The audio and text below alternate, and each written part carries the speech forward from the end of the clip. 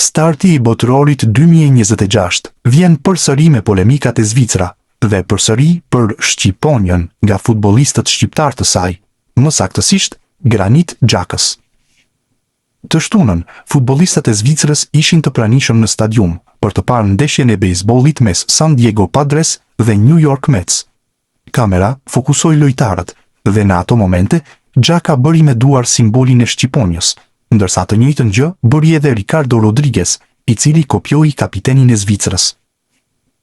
Pamje të tilla kanë rindezur debatet rreth futbollistëve shqiptar të Zvicra, duke kujtuar ngjarjet e botërorit 2018 me ndeshjen me Serbinë dhe kaosin që shpërtheu pas saj pas festimeve të Xhakës, Shakirit dhe Liechtensteiner.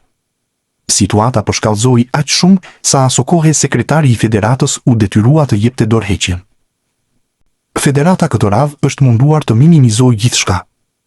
Edhe në miqësoren kundër Australisë në San Diego, shumë persona me origjinë shqiptar ishin në stadium dhe mbështetën me zë të lartë Granitin dhe ekipin zviceran. Granit Xhaka, si shumë lojtar të tjerë, u ndal pas ndeshjes për autografe dhe selfie. Në mbrëmje, ai shfrytëzoi rastin për të përshëndetur përsëri komunitetin shqiptar. Kjo skenë nuk ndodhi në fushë dhe nuk ishte pjesë e ngjarjes sportive, shpjegoi zëdhënësi Adrian Arnold, duke u munduar të qetësonte polemikat që kanë shpërthyer në Zvicër.